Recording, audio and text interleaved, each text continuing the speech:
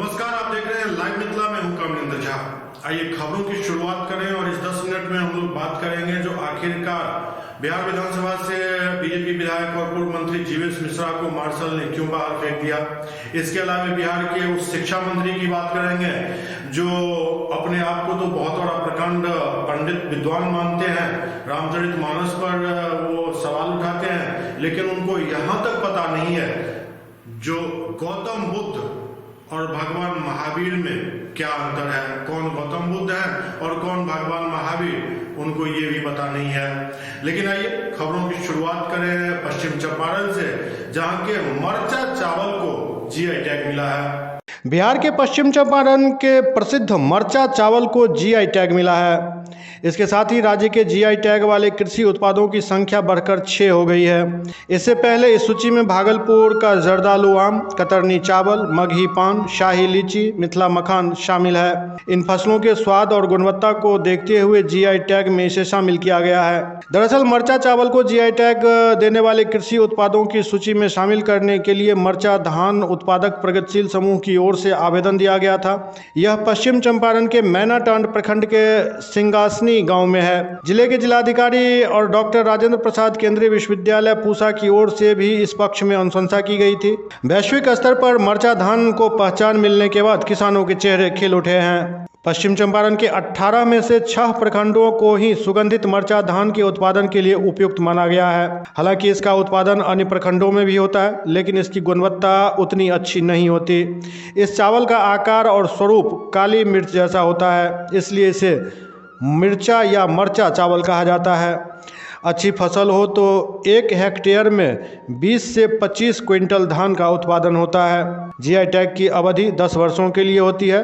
गुणवत्ता बनी रही तो आगे भी विस्तार मिलता रहता है। बिहार विधानसभा के बजट सत्र के आखिरी दिन हिंसा पर भाजपा विधायकों ने जमकर हंगामा किया। भाजपा विधायक जीवेश मिश्रा को 5 मार्शलों ने टांगकर सदन के बाहर कर दिया। रामनवमी के दौरान हुई हिंसा को लेकर ये विधायक सदन में मुख्यमंत्री नीतीश कुमार से जवाब मांग रहे थे। स्पीकर ने उन्हें 2-3 बार बैठने को कहा, वो नहीं माने तो स्पीकर ने मार्शल बुलाकर एमएलए जीवेश मिश्रा को बाहर निकालने का आदेश दे दिया। सदन की कार्रवाई भी स्थगित कर दी गई। सदन स्थगित होने के बाद फिर से कार्रवाई शुरू हुई। स्पीकर ने समापन भाषण देकर कार्रवाई अनिश्चितकाल के लिए स्थगित कर दिया। इधर सदन से मार्शल आउट हुए विधायक जीवेश मिश्रा ने आरोप लगाया कि सरकार विपक्ष की आवाज़ को दबाने की कोशिश कर रही है। मैंने तो सिर्फ बिहार में हिंदुओं पर हो रहे अत्याचार का सवाल उठाया था। मुख्यमंत्री को बुलाकर जवाब देने की मांग की थी। स्पीकर ने मार्शल बुलाकर मुझे सदन से बाहर निकाल दिया। सदन में मुख्यमंत्री और उप मुख्यमंत्री दोनों नहीं थे। मैं तो उन्हें बुलाकर जवाब देने की मांग कर रहा था। स्पीकर की विधायक पर इस कार्रवाई के बाद सदन से भाजपा विधायकों ने वॉकआउट कर दिया। सदन में मुख्यमंत्री का वक्तव्य मांगने पर मार्शल आउट, यह संसदीय देश के संसदीय लोकतंत्र में पहली बार हुआ होगा। आसन का पक्षपात। जीवेश जी, लेकिन आप लोग बात विचार कर सकते थे, सवाल जवाब सुनते। मैंने तो मुख्यमंत्री का जवाब मांगा कि जिस प्रकार उनके गृह जिला में दंगा हुआ, जिस प्रकार हिंदुओं को अपमानित किया गया, रामनवमी जुलूस पर पत्थर फेंका गया, लाखों हजारों। जीवेश जी, आपका सवाल था, जब नेता प्रतिपक्ष बोले तो सवाल का जवाब तो संसदीय कार्य मंत्री दे रहे थे, लेकिन हंगामा। मुख्यमंत्री सदन के नेता हैं, संसदीय कार्य मंत्री सदन में इस विषय को नहीं रख सकते हैं। ये लॉ एंड ऑर्डर का मामला था, ये गृह मंत्रालय का मामला है। उसके उस लोगों ने हंगामा किया और आसन से आपको मार्शल नहीं करे। 12 करोड़ बिहार के जनता की बात है। हम क्यों जिएंगे अगर हमारी जनता सुरक्षित नहीं रहेगी, बिहार का हिंदू सुरक्षित नहीं रहेगा तो हम जी कर क्या करेंगे। आपको बाहर करना जाना चाहते हैं। विधानसभा अध्यक्ष बाहर किया है। विधानसभा अध्यक्ष गोली मरवा दे मुझे। विधानसभा अध्यक्ष को मैं चुनौती देता हूँ। जिस प्रकार पक्षपातपूर्ण रवैया उन्होंने किया है, हिंदुओं के लिए मैं आवाज उठाता रहूंगा। मुख्यमंत्री को सदन में आकर अपने गृह जिला नालंदा के लिए जवाब देना पड़ेगा। अगर विधानसभा अध्यक्ष को बस में तो गोली मरवा दे। मुख्यमंत्री नीतीश कुमार ने सासाराम नालंदा में हुए हिंसा को लेकर आज बयान दिया।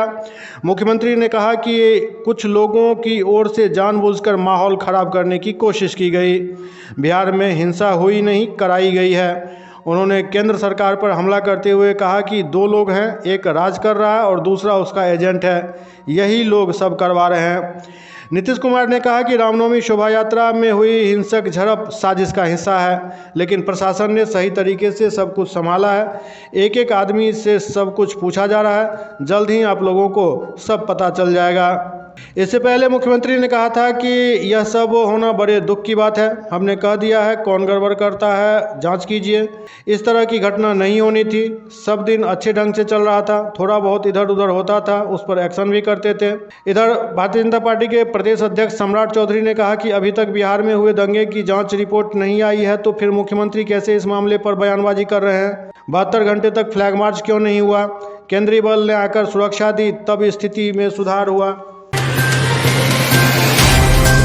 बिहार में चेन स्नैचिंग की घटना अब तेजी से बढ़ रही है। मुजफ्फरपुर के नगर थाना के ठीक सामने बाइक सवार दो बदमाशों ने एक महिला शिक्षक से चेन स्नैचिंग की। इसका सीसीटीवी फुटेज भी सामने आया है। सीसीटीवी में दिख रहा है कि दोपहर करीब 2 बजे दो युवक बाइक से आते हैं, एक ने हेलमेट पहन रखा था और दूसरा बिना हेलमेट के था।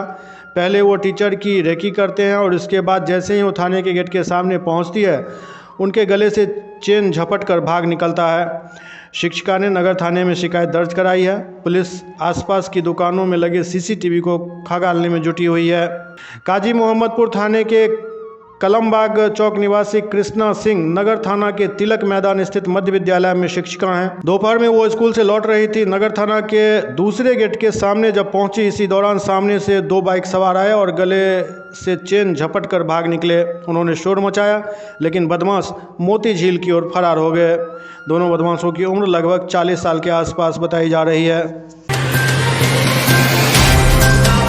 बिहार और बंगाल समेत कई राज्यों में रामनवमी पर हुई हिंसा के बाद गृह मंत्रालय ने सभी राज्यों के लिए एडवाइजरी जारी की है। दरअसल ये एडवाइजरी हनुमान जयंती पर शांति बनी रहे, इसके लिए जारी की गई है। हर ऐसी चीज़ पर नज़र रखने को कहा गया है जिससे सांप्रदायिक सौहार्द बिगड़ने की आशंका हो। इधर दूसरी तरफ कलकत्ता हाईकोर्ट ने भी बंगाल सरकार को इसी सिलसिले में निर्देश दिए हैं। हाईकोर्ट ने कहा कि अगर आपके पास पुलिस कम है तो आप केंद्र से फोर्स मंगवाइए और केंद्र सरकार भी तुरंत आपकी अपील पर कदम उठाए। हमें लोगों की सुरक्षा करनी है। हनुमान जयंती 6 अप्रैल को है। कोर्ट ने रामनवमी पर हुई हिंसा का हवाला देते हुए सरकार से सवाल किया। कोर्ट ने कहा कि आप कह रहे हैं कि कुछ लोगों को गिरफ्तार किया है, हमारे पास कुछ जजों के खत आए हैं। उन्होंने कहा कि उनके घरों के पास दंगा हो रहा है। तब क्या होगा जब ऐसा ही माहौल कोर्ट परिसर के भीतर भी हो जाए? कुछ तो करना होगा। आप शोभा यात्रा के रास्तों पर बैरिकेडिंग लगाइए। पुलिस शांति मार्च निकाल सकती है ताकि लोगों को यह लगे कि वह सुरक्षित हैं। बिहार के बड़बोले शिक्षा मंत्री फिर से विवादों में घिर गए हैं। रामचरितमानस पर वो लगातार सवाल उठाते रहे हैं। अब भगवान महावीर जयंती पर भी उन्होंने जो ट्वीट किया, उससे उनके विद्वता पर सवाल उठ रहे हैं। रामनवमी के अवसर पर किया गया ट्वीट भी काफ़ी ट्रोल हुआ था। अब वे भगवान महावीर जयंती पर किए गए ट्वीट की वजह से ट्रोल हो रहे हैं। दरअसल शिक्षा मंत्री चंद्रशेखर ने पिछले दिन ट्वीट कर लिखा, समस्त प्रदेश एवं देशवासियों को भगवान महावीर जयंती की हार्दिक बधाई एवं ढेरों शुभकामनाएं। यह लिखते हुए उन्होंने जो फोटो भगवान महावीर का लगाया वह भगवान महावीर का नहीं बल्कि भगवान बुद्ध का लग रहा है। भगवान महावीर तो दिगंबर थे, उन्होंने तो वस्त्र का त्याग कर दिया था। इस ट्वीट में जो फोटो दिखाई गई है वो तो भगवान महावीर की है नहीं, वो तो भगवान बुद्ध की है। अब इसी मसले पर वो लगातार ट्रोल हो रहे हैं और ये भी तब हो रहा है जब भगवान महावीर का जन्म भी बिहार में हुआ और उनको मोक्ष भी बिहार की धरती पर मिला। जनसुराज यात्रा कर रहे प्रशांत किशोर एक एक दिन करके एक एक निशाना साधते हैं और उनके निशाने पर मुख्यतः 3 लोग होते हैं: प्रधानमंत्री नरेंद्र मोदी, डिप्टी सीएम तेजस्वी यादव और मुख्यमंत्री नीतीश कुमार। एक दिन वो प्रधानमंत्री मोदी को टारगेट करते हैं अपने भाषणों में, दूसरे दिन मुख्यमंत्री को और फिर अगले दिन उप मुख्यमंत्री तेजस्वी यादव को। आज उन्होंने उप मुख्यमंत्री तेजस्वी यादव पर तीखा हमला किया। उन्होंने सवाल या लहजे में पूछा, जो तेजस्वी यादव ने कौन बाजीगरी या डिग्री हासिल कर ली है जिससे चार्टर्ड प्लेन में बर्थडे मनाने के लिए उनके पास पैसा आ रहा है। क्या कुछ सवाल उठाया प्रशांत किशोर ने, आप खुद सुनिए। व्यवस्था बना रहे हैं, ये रोज मैं तो बता रहा हूँ, आप इसको सुनिए, बताइए। लेकिन मेरा आपसे इतना अनुरोध है कि अगली बार कभी आरजेडी के किसी लीडर से मिलिएगा तो ये भी पूछिएगा कि उसके नेता तेजस्वी यादव को बर्थडे प्राइवेट प्लेन में मनाने के लिए पैसा कहाँ से आता है। हम तो कुछ काम करते थे ना भाई, तेजस्वी यादव कौन सा काम करते थे, कहाँ से पैसा आया, कौन सा बाजीगरी किए हैं, कौन सा डिग्री लेकर आए हैं, कहाँ से पैसा लाए हैं आरजेडी को चलाने के लिए, कोई पूछा है आपने? जनता कभी ये नहीं पूछती, जनता खाली प्रशांत किशोर के बारे में पूछ रही है। जनता कभी नहीं पूछती है कि आरजेडी का पैसा कहाँ से आता है।